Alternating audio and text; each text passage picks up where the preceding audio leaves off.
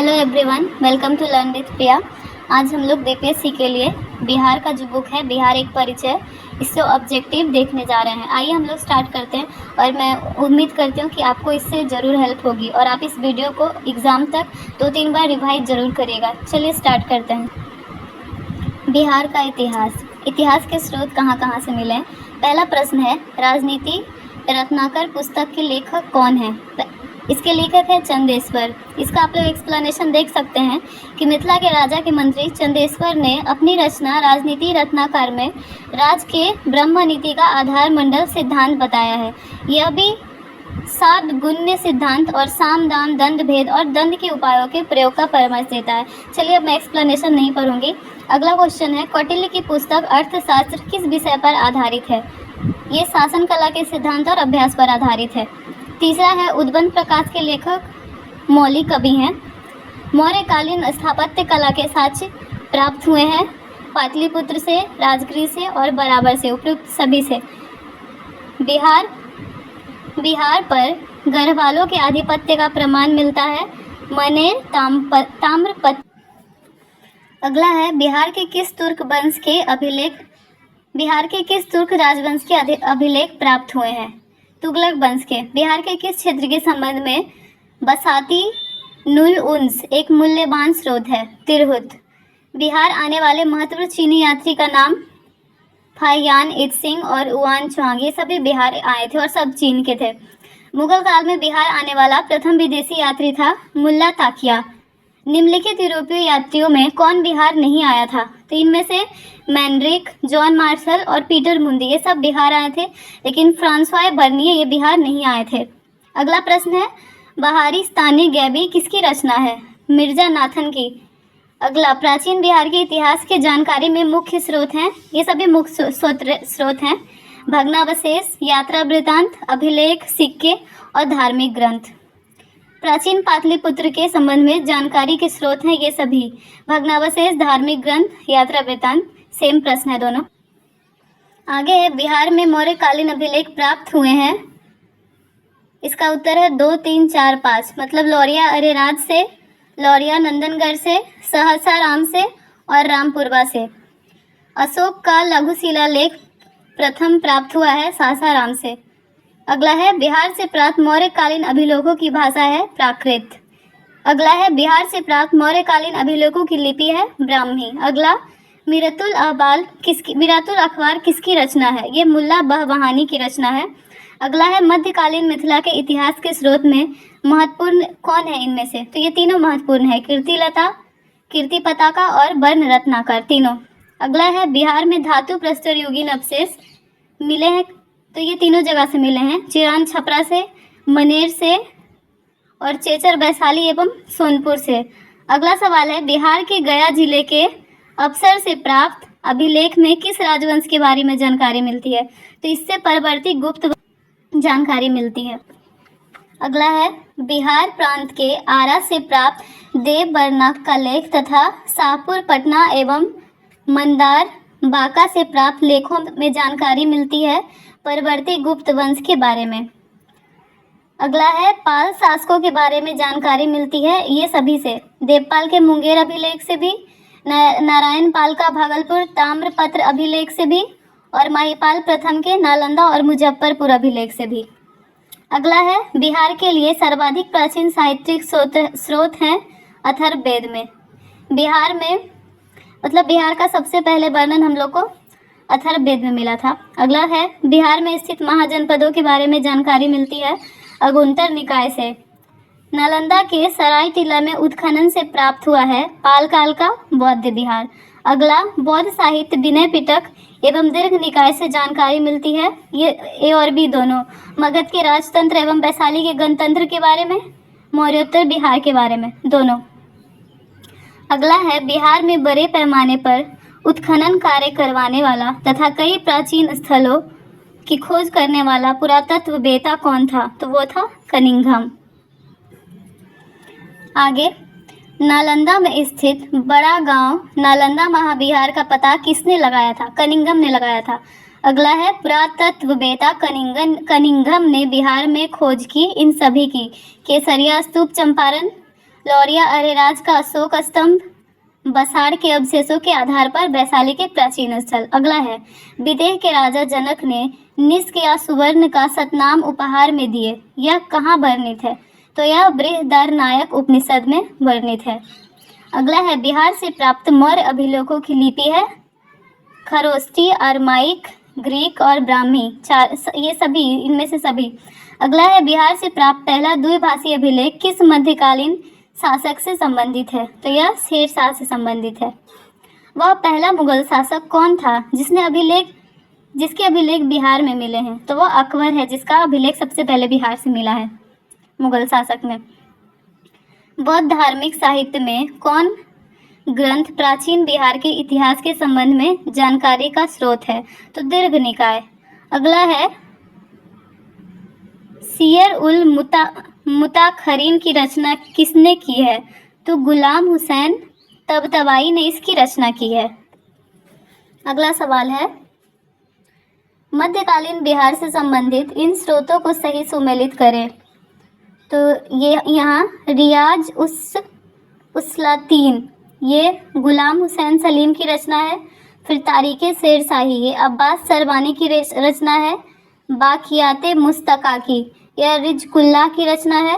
अफसानाए शाह, यह शेख कबीर की रचना है। और बसातीनुल उन्स, यह इख्तिसान देहलवी की रचना है, मतलब बी सही है। अगला है, मुल्ला बहबहानी यात्री थे ईरान के, इनकी बुक है मिरातुल अहवाल। अगला है, आधुनिक बिहार के अध्ययन के लिए स्रोत है ये सभी: फ्रांसिस बुकानन द्वारा संकलित विभिन्न report, district gazetteer, land survey and settlement report, fort William Indian house correspondence series, ये सभी। अगला है, कौटिल्य के अर्थशास्त्र में किस पहलू पर प्रकाश डाला गया है? तो राजनीतिक नीतियों पर प्रकाश डाला गया है। अगला है, अप्सर गया से प्राप्त एक मंदिर का भग्नावशेष प्राप्त हुआ है, इसकी दीवारों पर कथा दृश्य अंकित है रामायण के। तो ये हम लोग का जो इंट्रोडक्शन वाला पार्ट था वो हो गया। अब चलिए आगे देखते हैं। इसके बाद है प्राचीन बिहार का पूर्व ऐतिहासिक बिहार के बारे में। पहला सवाल है, बिहार में पूर्व ऐतिहासिक काल आरंभ होता है? तो 40,000 ईसा पूर्व। दूसरा है, बिहार में पूर्व ऐतिहासिक काल के अवशेषों में प्राप्त हुए हैं 1, 2, 3 कुल्हाड़ियों के फलक, चाकू एवं खुरपी और मृदभांड, तीनों। अगला है, बिहार में आदि मानव के निवास के आरंभिक साक्ष्य कहाँ से प्राप्त हुए हैं? तो मुंगेर और नालंदा से। अगला है, बिहार में आदि मानव के उपस्थिति के आरंभिक साक्ष्य किस युग के हैं? तो पूर्व प्रस्तर युग के। अगला है, बिहार में मध्यवर्ती प्रस्तर युग के साक्ष्य मिले हैं मुंगेर से। उसके बाद बिहार में चिरांद, सारण, चेचर, वैशाली में किस युग के अवशेष प्राप्त हुए हैं? तो वहाँ से हमें नव प्रस्तर युग के अवशेष प्राप्त हुए हैं।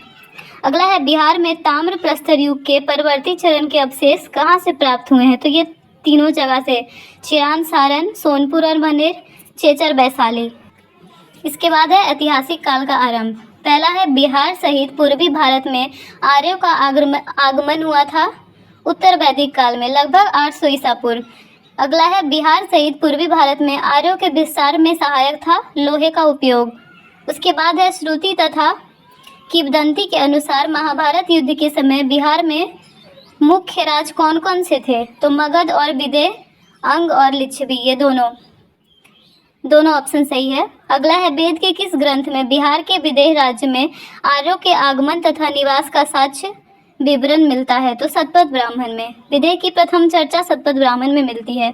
बिहार का कौन सा प्राचीन राज्य आरंभ में बहुत दिनों तक आर्यव्रत के बाहर था तथा अनार्य जाति के लोगों का आवास स्थल रहा था? तो ये था मगध।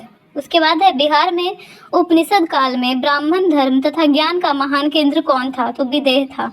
विदेह के राजा जनक प्रसिद्ध दार्शनिक थे। अगला है, अथर्ववेद में ब्रात्य शब्द का प्रयोग किस राज्य के लोगों के लिए किया गया है? तो मगध के लोगों के लिए। बिहार का कौन सा राज्य उत्तर वैदिक काल का एक महत्वपूर्ण राज्य था? तो विदेह। अगला है, बिहार के भौगोलिक क्षेत्र की चर्चा सर्वप्रथम किस साहित्यिक रचना से मिलती है? तो शतपथ ब्राह्मण से मिलती है। अब ये इंपॉर्टेंट टॉपिक है महाजनपद। पहला सवाल है, 6वीं शताब्दी ईसा पूर्व में भारत में 16 महाजनपदों का उदय हुआ। इनमें कितने महाजनपद वर्तमान बिहार के क्षेत्रों में स्थित थे? तो इनमें से 3। 16 महाजनपदों के बारे में जानकारी बौद्ध ग्रंथ अगुंतर निकाय से मिलती है। निम्न में से कौन सा महाजनपद वर्तमान बिहार के क्षेत्र में स्थित नहीं था? तो इसमें से जो है बत्स नहीं था। उसके अलावा अंग, बज्जी, मगध ये तीनों बिहार में ही स्थित थे। बिहार के किन क्षेत्रों में अंग महाजनपद स्थित था? तो ये भागलपुर और मुंगेर वाले क्षेत्र को अंग महाजनपद कहा जाता है। अंग महाजनपद की राजधानी थी चंपा। बुद्ध के समय तक चंपा की गणना भारत के 6 महानगरियों में की जाती थी। बिहार के पटना तथा गया का जिला किस महाजनपद में सम्मिलित था? तो मगध में। अगला सवाल है, मगध महाजनपद की राजधानी थी गिरिब्रज, राजगीर। राजगीर का पुराना नाम गिरिब्रज था। अगला सवाल है, मगध तथा अंग महाजनपद को कौन सी नदी पृथक करती थी? तो चंपा नदी। अगला है, बिहार में स्थित कौन सा महाजनपद 8 राज्यों का एक संघ था? तो बज्जी। बज्जी संघ में कौन सा राज्य सम्मिलित नहीं था? तो इसमें छेदी राज्य सम्मिलित नहीं था। उसके अलावा लिच्छवी, ज्ञातुक, विदेह ये सारे बज्जी संघ में सम्मिलित थे। अगला सवाल है, बज्जी संघ की राजधानी थी वैशाली। अगला है, बिहार के भागों में स्थित कौन सा महाजनपद में गणतंत्र था? तो बज्जी में। ईसा पूर्व 6वीं सदी में विश्व की प्रथम गणतंत्र पर व्यवस्था कहाँ थी? वैशाली में। मगध की प्रथम राजधानी कौन सी थी? गिरिब्रज, राजगृह। अगला है, प्राचीन भारत के 16 महाजनपदों में एक था अंग। विश्व का पहला गणतंत्र वैशाली में किसके द्वारा स्थापित किया गया था? लिच्छवियों के द्वारा। इसके बाद है जैन धर्म। जैन धर्म के वास्तविक संस्थापक और 24वें एवं अंतिम तीर्थंकर महावीर का जन्म कहाँ हुआ था? कुंडग्राम। महावीर के बचपन का नाम वर्धमान था। अगला है, महावीर के जन्म स्थल कुंडग्राम बिहार के किस जिले में है? तो यह वैशाली जिले में स्थित है। महावीर स्वामी का जन्म वर्ष आमतौर पर 540 ईसा पूर्व माना जाता है। महावीर स्वामी के पिता सिद्धार्थ का संबंध था बज्जी संघ से। महावीर स्वामी की माता त्रिशला विदेह दत्ता राजकुमारी थी लिच्छवियों की। अगला है, महावीर स्वामी ने अपना अंतिम उपदेश कहाँ दिया था? पावापुरी में। अगला है, महावीर की मृत्यु हुई थी पावापुरी में। अगला सवाल, प्रथम जैन संगीति का आयोजन हुआ था पाटलिपुत्र में। उसके बाद प्रथम जैन संगीति का आयोजन किसके शासनकाल में हुआ था? तो चंद्रगुप्त मौर्य के शासनकाल में। अगला सवाल, प्रथम जैन संगीति की अध्यक्षता किसने की थी? स्थूलभद्र ने। अगला है, प्रथम जैन संगीति का आयोजन पाटलिपुत्र में हुआ था, जिसमें कार्य हुए। इसमें जैन धर्म के महत्वपूर्ण 12 अंगों का प्रणयन किया गया एवं जैन धर्म के दो भागों में बांट दिया गया, श्वेतांबर और दिगंबर में। उसके बाद है, जैन धर्म के 12वें तीर्थंकर वासु पूज्य की जन्मस्थली थी तो चंपा। उसके बाद है बौद्ध धर्म। बौद्ध धर्म के संस्थापक गौतम बुद्ध ने गृह त्याग के उपरांत सर्वप्रथम कहाँ चले गए थे? वो गए थे वैशाली के समीप आलर कलम के पास आश्रम में गए थे। यही उनके पहले गुरु थे। गौतम बुद्ध को कहाँ कौंडिन्य और 5 ब्राह्मण मिले? तो उरुबेला, बोध गया में। अगला सवाल है, गौतम बुद्ध को ज्ञान प्राप्त हुआ था तो बोध गया में। उसके बाद है, गौतम बुद्ध को किस नदी के किनारे ज्ञान की प्राप्ति हुई? तो निरंजना नदी के किनारे, जिसे अब फल्गु नदी भी कहा जाता है। अगला है, राजगृह में आयोजित प्रथम बौद्ध संगति में कौन सा कार्य हुआ? तो इसमें बुद्ध की शिक्षाओं का संकलन सूत और विनय पिटक में किया गया। पहले बौद्ध संगति में। प्रथम बौद्ध संगति का आयोजन 483 ईसा पूर्व में हुआ था। अगला है, द्वितीय बौद्ध संगति का आयोजन वैशाली में हुआ। इसमें किए गए कार्य थे, इसमें जो कार्य किया गया था वो था, बौद्ध धर्म 2 भागों में अस्थाविर और महासंघिक के रूप में विभाजित हुआ। द्वितीय बौद्ध संगति का आयोजन 383 ईसा पूर्व में हुआ था। अगला सवाल है, तृतीय बौद्ध संगति का आयोजन पाटलिपुत्र में हुआ। इसमें किए गए कार्य थे, तो इसमें जो कार्य थे वो थे, कुछ कठोर नियम बनाए गए तथा अभिधम्म पिटक का संकलन हुआ। तृतीय बौद्ध संगति का आयोजन 251 ईसा पूर्व में हुआ। अगला है, निम्नांकित में से किस नगर से महात्मा बुद्ध का घनिष्ठ संबंध रहा है? तो ये तीनों जगह से उनका बहुत गहरा संबंध था, बोध गया, राजगीर और वैशाली। अगला है, महात्मा बुद्ध ने पाटलिपुत्र के विनाश के कारणों की भविष्यवाणी की थी। उनमें ये सब सम्मिलित थी, बाढ़, अग्नि, अतिरिक्त कलह, ये सारे। इसके बाद है, बोध गया में महाबोधि मंदिर बनाया गया, जहां गौतम बुद्ध को ज्ञान प्राप्त हुआ था। उसके बाद है, प्रसिद्ध बौद्ध सारिपुत्र का जन्म हुआ था नालंदा में। इसके बाद मगध साम्राज्य का उत्थान। पहला सवाल है, प्राचीन भारत में साम्राज्यवाद की शुरुआत और विकास का श्रेय दिया जाता है मगध को। दूसरा है, मगध राज्य की आरंभिक राजधानी थी गिरिब्रज, राजगीर या राजगृह। अगला है महाभारत तथा पुराणों के अनुसार मगध का सर्वप्रथम राजवंश था बृहदत्त वंश। बृहदत्त राजवंश जरासंध के पिता बृहदत्त से आरंभ होता है। अगला सवाल है मगध जनपद का संस्थापक था बृहदत्त तथा जरासंध। अगला सवाल है मगध साम्राज्य का वास्तविक संस्थापक था बिंबिसार। बिंबिसार का शासनकाल 544 ईसा पूर्व से 493 ईसा पूर्व तक रहा। बिंबिसार एवं अजातशत्रु किस वंश के थे? ये हर्यक वंश के थे और बिंबिसार को श्रेनिक तथा अजातशत्रु को कुनिक भी कहा जाता था। बिंबिसार महात्मा बुद्ध का मित्र था। अगला सवाल है मगध साम्राज्य का उत्कर्ष प्रारंभ हुआ बिंबिसार के शासनकाल में। बिंबिसार ने किस राजकुमारी के साथ विवाह किया था? तो कौशल देवी, चेलना और खेमा तीनों के साथ उसने विवाह किया था। बिंबिसार ने वैवाहिक संबंधों द्वारा अपनी स्थिति सुदृढ़ की। कौशल देवी कौशल की, खेमा पंजाब की तथा चेलना बज्जी संघ की राजकुमारी थी। ये याद रखना होगा आपको। अगला है बिंबिसार ने ब्रह्मदत्त को पराजित कर कौन सा राज्य जीता? अंग। ब्रह्मदत्त को पराजित करके बिंबिसार ने अंग राज्य को जीता था। अगला सवाल है हर्यक वंश का दूसरा शासक था अजातशत्रु। अजातशत्रु का शासनकाल 493 से 461 ईसा पूर्व है और उसने अपने पिता बिंबिसार की हत्या कर सत्ता प्राप्त की थी। अगला सवाल है राजगीर में दुर्ग तथा स्तूप की स्थापना मगध के किस शासक ने की? तो अजातशत्रु ने। अगला है बज्जी संघ के लिच्छवियों को पराजित करने वाला मगध का शासक था अजातशत्रु। तो बिंबिसार ने अंग को पराजित किया था और बज्जी संघ को अजातशत्रु ने पराजित किया था। अगला सवाल है अजातशत्रु के साथ प्रेम संबंध के लिए चर्चित नर्तकी आम्रपाली कहाँ की थी? वैशाली की थी। अगला है अजातशत्रु ने किस राज्य के साथ युद्ध में प्रथम बार रथ, मूसल तथा महाशिलाकंटक नामक हथियारों का प्रयोग किया? तो लिच्छवियों के साथ युद्ध में पहली बार रथ, मूसल और महाशिलाकंटक नामक हथियार का प्रयोग किया था अजातशत्रु ने। अगला सवाल है प्रथम मगध साम्राज्य का उत्कर्ष किस शताब्दी में हुआ था? तो ईसा पूर्व 6वीं शताब्दी में हुआ था।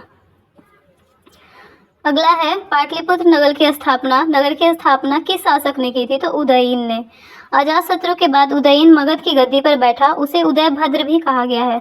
अगला सवाल है किस राजा ने पाटलिपुत्र को सर्वप्रथम मगध की राजधानी बनाई? तो उदयीन ने। अगला सवाल है हर्यक वंश का अंतिम शासक कौन था? नागदशक। अगला सवाल है हर्यक वंश के उपरांत मगध पर किस वंश की सत्ता स्थापित हुई? तो शिशुनाग वंश की। शिशुनाग वंश का संस्थापक शिशुनाग था। अगला है सर्वप्रथम मगध के किस शासक ने गिरिब्रज राजगृह के अतिरिक्त वैशाली को भी अपनी राजधानी बनाया? तो वो शिशुनाग था। अगला सवाल है किस शासक ने पाटलिपुत्र को पुनः राजधानी बनाया और तब से मगध साम्राज्य की राजधानी पाटलिपुत्र ही रही? कालाशोक ने। कालाशोक को काकभट्ट भी कहा जाता है। अगला सवाल है द्वितीय बौद्ध संगति का आयोजन किसके शासनकाल में हुआ था? तो कालाशोक के शासनकाल में। अगला सवाल है द्वितीय बौद्ध संगति का आयोजन कहाँ हुआ था? वैशाली में। द्वितीय बौद्ध संगति या समिति का आयोजन 383 ईसा पूर्व में हुआ था। अगला सवाल है द्वितीय बौद्ध संगति की अध्यक्षता किसने की थी? तो साब कमीर ने। अगला सवाल है नंद वंश का संस्थापक था महापद्मनंद। झा और श्रीमाली की पुस्तक प्राचीन भारत में नंद वंश का संस्थापक महानंदीन को बताया गया है। महापद्मनंद को ही महानंदीन कहते हैं। अगला सवाल है मगध के किस शासक को कली का अंश, परशुराम अवतार, क्षत्रियों को नाशक, सर्व छत्रांतक, एक छत्र और एक रट कहा गया है? तो महापद्मनंद को। यह नंद वंश का सर्वाधिक प्रतापी शासक था। अगला है नंद वंश का अंतिम शासक था धनानंद। अगला सवाल प्रथम बौद्ध संगति का आयोजन किसके शासनकाल में हुआ था? तो अजातशत्रु के शासनकाल में। इसका आयोजन लगभग 483 ईसा पूर्व में हुआ था। अगला सवाल प्रथम बौद्ध संगति का आयोजन कहाँ हुआ था? तो ये राजगृह या गिरिब्रज उसी का नाम है। अगला सवाल है प्रथम बौद्ध संगति की अध्यक्षता किसने की थी? तो महाकश्यप ने। अगला सवाल मगध साम्राज्य में कलिंग का विलय सर्वप्रथम किसने किया था? महापद्मनंद ने। अगला सवाल है निम्नलिखित में से मगध का कौन सा राजा सिकंदर का समकालीन था? ये बहुत महत्वपूर्ण सवाल है। इसका आंसर होगा धनानंद। सिकंदर के आक्रमण के समय मगध का शासक धनानंद था। अगला सवाल है निम्नलिखित में से किस राजा ने पाटलिपुत्र को बसाया था? तो उदयन ने। अगला सवाल है मगध के शासक अजातशत्रु ने किसके आक्रमणों के प्रतिरोध में गंगा और सोन के संगम पर अवस्थित पाटलिग्राम को सुरक्षित तथा किलों को सुसज्जित किया जो आगे चलकर पाटलिपुत्र नगर बना? तो इसका आंसर होगा वैशाली के रिज्जियों के। इसके बाद मौर्य साम्राज्य जो कि बहुत महत्वपूर्ण है। चलिए देखते हैं। पहला सवाल है मौर्य साम्राज्य का संस्थापक था? तो ये था चंद्रगुप्त। तो ये चंद्रगुप्त मौर्य थे। इसके बाद है मौर्य साम्राज्य की राजधानी थी पाटलिपुत्र। अगला सवाल, चंद्रगुप्त मौर्य ने मगध की सत्ता किसकी सहायता से प्राप्त की थी? चाणक्य, विष्णुगुप्त या कौटिल्य, ये तीनों इन्हीं का नाम है। अगला सवाल है, मौर्य साम्राज्य की स्थापना हुई 320 ईसा पूर्व में। अगला सवाल, यूनानी दूत मेगास्थनीज किसके दरबार में पाटलिपुत्र आया था? तो चंद्रगुप्त मौर्य के दरबार में। अगला सवाल है, मेगास्थनीज का पाटलिपुत्र आगमन हुआ 315 ईसा पूर्व में। अगला सवाल है, चंद्रगुप्त मौर्य के दरबार में मेगास्थनीज को भेजने वाला शासक था सेल्यूकस निकेटर। अगला सवाल है, किस शासक के शासनकाल में समय मगध पर 12 वर्षों का भीषण अकाल पड़ा था? तो चंद्रगुप्त मौर्य के समय। अगला सवाल है, चंद्रगुप्त मौर्य का प्रधानमंत्री था चाणक्य। उसके बाद क्वेश्चन है क्या, किससे मुक्ति दिलाने के कारण चंद्रगुप्त मौर्य को भारत का मुक्तिदाता कहा जाता है? तो यूनानियों से मुक्ति दिलाने के कारण हम चंद्रगुप्त मौर्य को भारत का मुक्तिदाता कहते हैं। अगला सवाल है, वह स्रोत जिसमें पाटलिपुत्र के प्रशासन का वर्णन उपलब्ध है? तो वह है मेगास्थनीज की इंडिका। अगला सवाल है, नंद वंश के पश्चात मगध पर किस राजवंश ने शासन किया? तो मौर्य वंश ने। अगला है, मेगास्थनीज की पुस्तक का नाम क्या है? इंडिका। अर्थशास्त्र के लेखक हैं कौटिल्य। पाटलिपुत्र की शासन व्यवस्था का विस्तृत वर्णन किस विदेशी यात्री के वृत्तांत में मिलता है? तो मेगास्थनीज के। अगला है, चंद्रगुप्त मौर्य के उपरांत मौर्य साम्राज्य का शासन बना बिंदुसार। किस मौर्य शासक के दरबार में आजीवक भविष्यवक्ता पिंगल वत्स रहते थे? तो बिंदुसार के दरबार में। अगला है, अशोक द्वारा अपने पड़ोसियों के साथ मैत्रीपूर्ण संबंध का उल्लेख मिलता है शिलालेख 13 में। अगला है, तृतीय बौद्ध संगति का आयोजन किसके शासनकाल में हुआ था? तो अशोक के शासनकाल में। अगला है, तृतीय बौद्ध संगति की अध्यक्षता किसने की थी? मोगलीपुत्र तीसरे ने। अगला सवाल है, तृतीय बौद्ध संगति का आयोजन कहाँ हुआ था? तो पाटलिपुत्र में। अगला है, तृतीय बौद्ध संगति का आयोजन कब हुआ था? तो 251 ईसा पूर्व में। अगला सवाल है, किस मौर्य शासक ने कलिंग पर विजय प्राप्त की थी? तो अशोक ने। अगला है, किस युद्ध में हुए भारी तबाही तथा जान माल की हानि को देखकर अशोक का हृदय परिवर्तन हुआ और उसने युद्ध नीति त्याग धम्म नीति की घोषणा की थी? तो वो था कलिंग। अशोक का धम्म था नैतिक आचार संहिता। अगला है, मौर्य साम्राज्य का केंद्रीय न्यायालय कहाँ स्थित था? पाटलिपुत्र में। अगला सवाल है, अशोक ने अपने धम्म यात्रा के अंतर्गत सर्वप्रथम किस जगह की यात्रा की थी? तो बोध गया की। अगला सवाल है, अशोक ने अपने धम्म यात्रा के अंतर्गत बोध गया की यात्रा अपने राज्याभिषेक के किस वर्ष में की थी? तो 10वें वर्ष में। अगला सवाल है, अशोक के स्तंभ लेख बिहार के किस जिले से प्राप्त हुए हैं? तो चंपारण से। अगला सवाल है, बिहार से प्राप्त होने वाले अशोक के स्तंभ लेख नहीं है रुक्मिणीदेवी। ये रुक्मिणीदेवी अभिलेख अशोक के स्तंभ लेख नहीं है, उसके अलावा तीनों है। अगला सवाल है, अशोक के समय मौर्य साम्राज्य में 5 प्रांत का उल्लेख मिलता है, जिसमें से एक प्राची या प्राची प्रांत पूर्व प्रदेश की राजधानी थी। इसकी राजधानी थी पाटलिपुत्र। अगला सवाल है, पाटलिपुत्र में स्थित चंद्रगुप्त का महल मुख्यतः बना था? तो लकड़ी का। अगला सवाल है, चंद्रगुप्त मौर्य का राजप्रासाद स्थित था कुम्हारपटना में।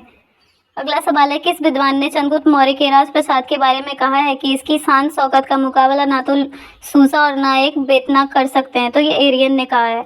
अगला है, चंद्रगुप्त मौर्य के राजप्रासाद के बारे में किसने कहा है कि यह प्रासाद मानव कृति नहीं है वरन देवों द्वारा निर्मित है? तो यह फाहियान ने कहा था। अगला सवाल है, किस शासक ने गया के निकट बराबर की पहाड़ियों में आजीविकों के लिए गुफाओं का निर्माण करवाया था? तो वो अशोक ने करवाया था। अगला है, गया के समीप नागार्जुन की पहाड़ियों में प्रसिद्ध गोपी गुफा का निर्माण करवाया था? तो दशरथ ने। दशरथ अशोक का पुत्र था। इसने नागार्जुन पहाड़ियों में आजीविकों के लिए 3 गुफाओं का निर्माण करवाया था। इसमें गोपी गुफा सम्मिलित थी। अगला है, मौर्यकालीन चामर ग्रहणी यक्षी प्राप्त हुई है दीदारगंज पटना में। अगला है, बिहार के किस स्थान से मौर्य काल में बने जैन तीर्थंकरों की प्रतिमा प्राप्त हुई? तो यह लोहानीपुर पटना से। अगला सवाल है, पाटलिपुत्र के नगर निर्माण तथा सुंदरता का वर्णन किया है मेगास्थनीज ने। अगला है, पाटलिपुत्र को किस शासक ने सर्वप्रथम अपनी राजधानी बनाया? तो चंद्रगुप्त मौर्य ने। अगला सवाल है, अशोक के शासनकाल में बौद्ध सभा किस नगर में आयोजित की गई थी? तो पाटलिपुत्र में। अगला सवाल है, किसके शासनकाल में मिस्र के राजा फिलाडेल्फस टॉलमी द्वितीय ने डायनोसियस नामक राजदूत को पाटलिपुत्र भेजा था? तो बिंदुसार के टाइम। अगला सवाल है, किस विद्वान के अनुसार चंद्रगुप्त मौर्य ने पॉलीब्रोथस पाटलिपुत्र का उपनाम धारण किया था? तो स्ट्रैबो के अनुसार। अगला सवाल है, यूनानी दूत दिमोल किसका आगमन मगध के किस शासक के दरबार में हुआ था? तो बिंदुसार के दरबार में। अगला सवाल है, केवल वह स्तंभ जिसमें अशोक ने स्वयं को मगध का सम्राट बताया है? तो वह है भाब्रू स्तंभ। अगला है, बाराबर की गुफाओं का उपयोग किसने आश्रय गृह के रूप में किया था? तो आजीविकों ने। अशोक की राजधानी कहाँ थी? पाटलिपुत्र। मौर्य काल में पाटलिपुत्र का प्रशासन 30 नागरिकों की सभा संचालित करती थी, जो 5 सदस्यों की 6 समितियों में संगठित थी। यह कथन किसका है? तो यह मेगास्थनीज का कथन है। अगला सवाल है, मौर्य प्रशासन के संबंध में कौन सा कथन सही है? तो यह केंद्रीयकृत थी, प्रशासन तंत्र कठोर था और करों का बोझ अधिक था। यह तीनों सही है। अगला सवाल है, अशोक के संबंध में कौन सा कथन सही है? तो उसने धर्म विजय की नीति अपनाई, उसने विदेशों से संबंध स्थापित किए, उसने प्रजा हित और कल्याण के उपाय किए। ये सारे सही हैं। अगला है, देव नाम पिए के नाम से किस शासक ने अपने आप को संबोधित किया? तो अशोक ने। अगला क्वेश्चन है, धम्म महामत के काम क्या थे? तो वह धम्म नीति का क्रियान्वयन करता था, लोगों को बीच दान वितरण करता था, जन कल्याण के उपाय करता था। अगला है, मौर्यकालीन प्रशासन में रज्जुक के कार्य थे, तो न्यायिक, ग्रामीण प्रशासन और राजस्व का विभाग, ये तीनों उसके कार्य थे। अगला सवाल है, मौर्यकालीन विद्वानों में किनका नाम आता है? तो इनमें कौटिल्य, पाणिनि, उपावर्ष तीनों का नाम आता है। अगला सवाल है, मौर्यकालीन स्थापत्य के सुंदर उदाहरण है?